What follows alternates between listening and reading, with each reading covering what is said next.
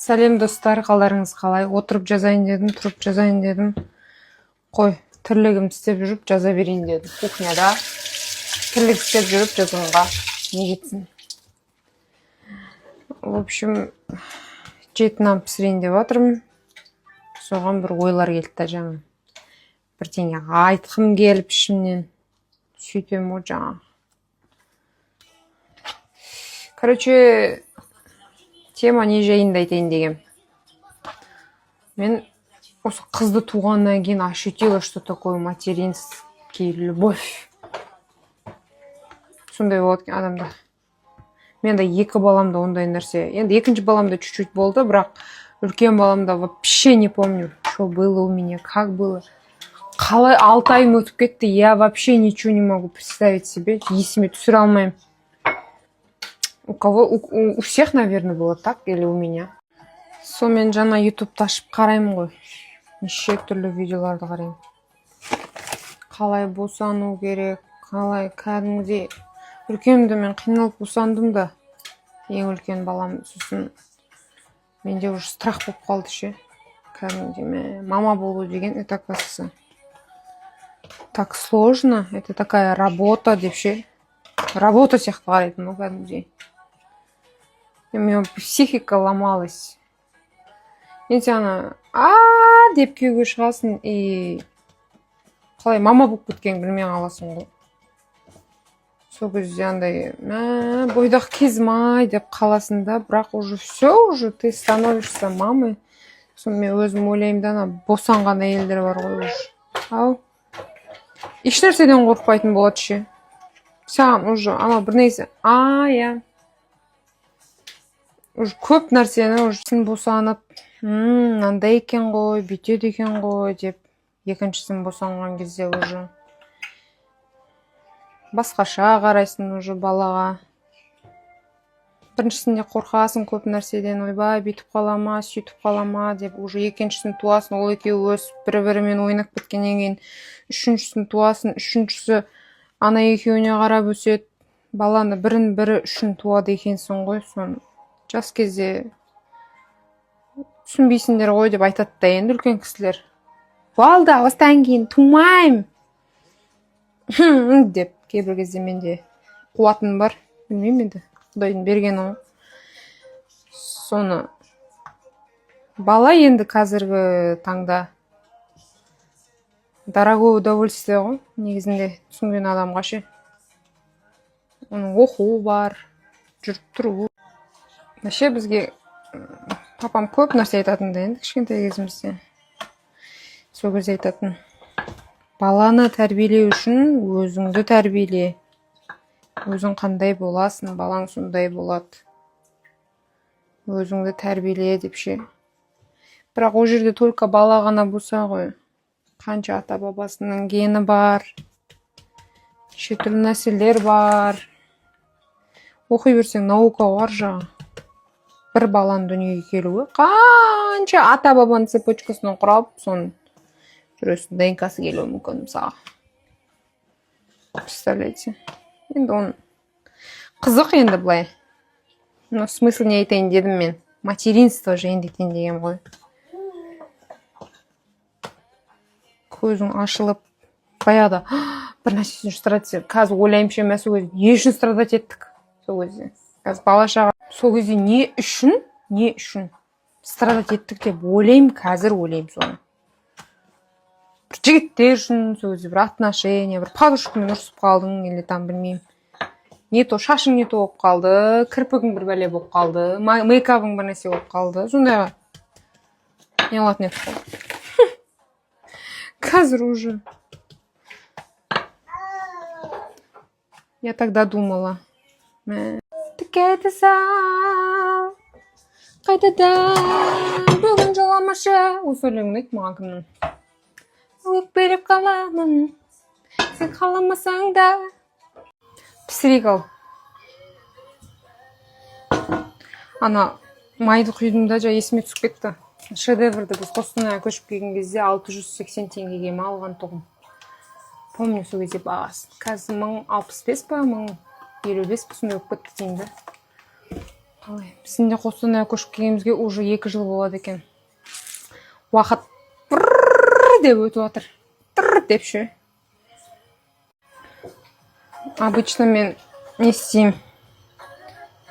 Бірінші бауырсақ пісірем негізінде. Бір бауырсақ пісіріп көрем. Нормально болса, давай поехали ғой. Екіншісіне. Екенде жетінаны пісіріп алам. Жетінам что-то миттей кішкентай болып қапты. Я бұндай болған. Әңгіме айтып тұрып, наверное, мән бермедім. Дарикорның музын қоя берді ғой мына бір YouTube маған. Сен баған ренжітіп қойдың жаным, уәдіңде тұрмайсың ба не? Мынандай болды, короче. Пышный. Жаным намасам. Короче, ноутбугым бар. Lenovo деген. О, студент кезде алған. Соны хочу обновить на MacBook'қа. MacBook'тың бағалары ой-хой-хой, жаным мені алшы деп тұрған. Каспиде маған ұнап тұрған. Мен де модельдерді зерттеп, қайсының ядросы қандай картамен алу керек, M4, M2 бәрін қараймын ше. Сон мен ұнатқаным почти 900 болып тұрған. Бірақ мына iPad'тың да бағасы нормальный негізінде. Сон думаю, MacBook алу үшін Target'тен SMM-нен бір клиенттер алып, рассрочкаға алым деп тұрады ше. Блин, у всех так-то, наверное, или у меня. Әншілерді әңгіме қылайық енді. Ананы айтып, мынаны айтып. Әлішер Қонысбаев бар ғой. Осы танго деген өлеңі. Ше маған тыңдамайтын тұғым бұл баланы ше. Әншіні. Сори, извиняюсь. Сосын потом қарайым, что музыкалары. Ничего себе так, күшті. Месемен жаным сенгейне соған, жүрегім сенде, бірде жаныма келде.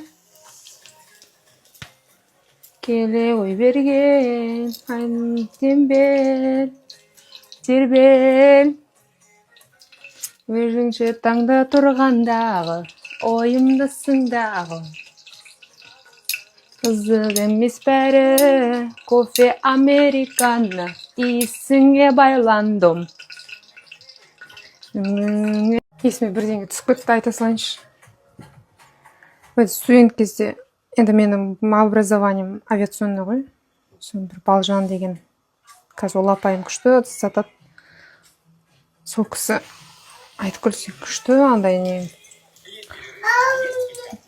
Я қазір қызым. Біз баян сұлу жаман жақсы көреміз. Сол кісі анандай авиата бар ғой, кәдімгі не сататын, билеттер сататын. Соның несіне апарады ғой менің обучениесіне. Тегін ба, что ли, не помню. Сосын.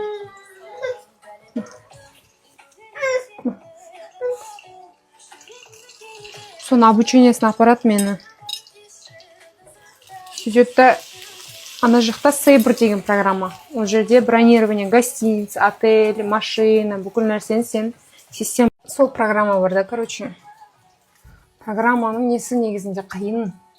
Бір фамилияның, короче, удостоверениемен не деген қателессең, короче, сенен ақша ұстап қалады. В общем, ана компания. Авиата деп қоям, авиата емес. Басқа бірдеңе ұмытып қалдым. Но оны популярный, есіме түссе, потом жазам. Сөйтіп ана обучениесімен апарат. Сөйтіп ана оқытып атыр программаны жартысына келіп қалдық уже. Сөйтіп Анар айтады ғой. Не дай бог фамилиясын бірдеңені құртып алсаңдар, сендердің айлықтарынан ұстап қалады дейді. Ол кезде студентпіз, коллекторский компанияма бір нәрсе істеймін ол кезде тоже. Соны оқып жүріп әйтеуір соңында жұмыс істеп жүріп соңында оқып жүрмін сол кезде. Сөйтіп жаңа бір фамилиясына қате кетсең, короче, сен ақшаны қысқартады дейді ғой. Мен қорқамын. сөйтіп мен қорқам да жарты ортадан тастап кетемін оқуымды. Қазір ойлаймын да, мә, до такой степени мынандай болған ба деп ше. Ну, можно это оқуға, не оқуға, бірақ сол кезде оқып, уже сол кезде опыт жинаған кезде у меня бы сейчас была бы своя такая турфирма, возможно. Бір прикол историялардан айтып берейін тоже. Шымкентке барып келдік қой жаңа жылда. Сөйтіп енді ағайын туған туыс күнде отырыс. Мен жастар өзіміз жиналамыз, абысындар, ажындар. Сөйтіп. Енді декретте отырғанмын 7 жыл ғой. Ну, ана абысыным 2 жылма болды, шума. И, короче, екеуміз әңгіме айтыватымыз. Прикиньте, мен айтыватқан жерімнен сөзім тоқтатам да ұмытып қаламын, не айтыватқанымда. Мысалы, мынау вилка, иә? Вилка жайында сен айтыватсың, бірдеңені айтыватсың. И мына вилка жайында әңгіме болып жатыр да, и сен әңгімені бүйтіп әкелесің онаған, бүйтіп натурал айтуың керексің ғой. И мен бүйтіп әңгімені әкеле жатырмын да, именно вилка жайында айтыватқанымды ұмытып қалдым да, мен не жайында айтып жатыр едім деймін, ана абысыным. Білмеймін не айтып жатыр едім дейді, ол да видимо енді декрет оқу ғой, ол да тыңдамай отыр ма, екеуміз уақақа күліп. Мына қызға банан берген, бұл қыз бананды шашқан, шашына жаққан осы тұрғанда. Суды ішкізіп едім, стаканды қалдырсам, оны төкті. В общем, үстін бәрі былжырап жатыр. Жеті нанды қалай таратып шығамын көршілеріме. Просто бала шашып, жағып үстіне.